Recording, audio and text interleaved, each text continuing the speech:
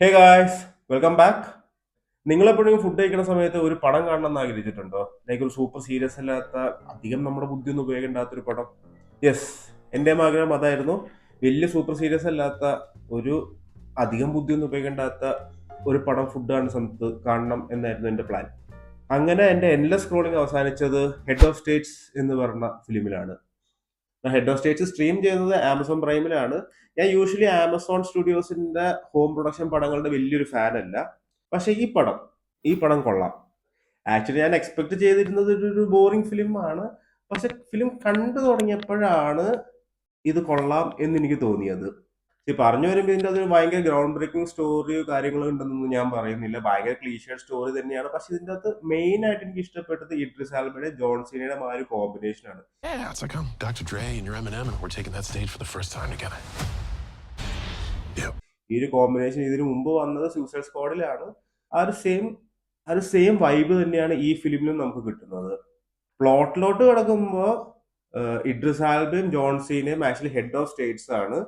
ഒരാൾ യു കെയുടെ പ്രൈം മിനിസ്റ്ററും ഒരാൾ യു എസിന്റെ പ്രസിഡന്റുമാണ് ഇതിന്റെ അകത്ത്. ഇവര് തമ്മിൽ എന്തൊക്കെയോ കുറെ ക്ലാഷസ് ഇതിനു മുമ്പ് ഉണ്ടായിട്ടുണ്ട്. ബട്ട് ഒരു ഗ്ലോബൽ ത്രെറ്റ് അറൈസ് ചെയ്യുമ്പോൾ ഇവർ ഒന്നിക്കുന്നതും പിന്നെ ആ ഒരു ഇഷ്യൂ സോൾവ് ചെയ്യുന്നതൊക്കെയാണ് ഈ ഫിലിമിന്റെ ഒരു കഥ. ഈ ഫിലിമിന്റെ ഒരു ഫ്ലോ എങ്ങനെയാന്ന് വെച്ച് കഴിഞ്ഞാൽ, ഒരു നോർമൽ സീൻ, ആ നോർമൽ സീൻ കഴിയുമ്പോൾ അപ്പൊ തന്നെ ഒരു ആക്ഷൻ സീക്വൻസ്, അത് കഴിഞ്ഞ് വീണ്ടും ഒരു നോർമൽ സീൻ, അത് കഴിഞ്ഞ് ഒരു ആക്ഷൻ സീക്വൻസ്, അതുപോലത്തെ ഒരു ഫ്ലോ ആണ് ഈ മൂവിയിൽ. ഇത് കാണുന്ന സമയത്ത് നമ്മൾ ഹുക്ഡ് ആവുന്നുണ്ട്, അതേസമയം നമുക്ക് വലിയൊരു ഇതായിട്ട് തോന്നുന്നുമില്ല.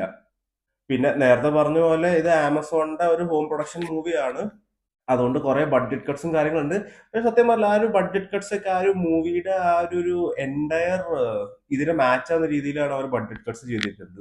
യെസ്, നമ്മൾ മിഷൻ ഇമ്പോസിബിൾ പോലത്തെ ഒരു ഹൈ ബഡ്ജറ്റ് മൂവി അല്ല കാണുന്നത് നമുക്കറിയാം.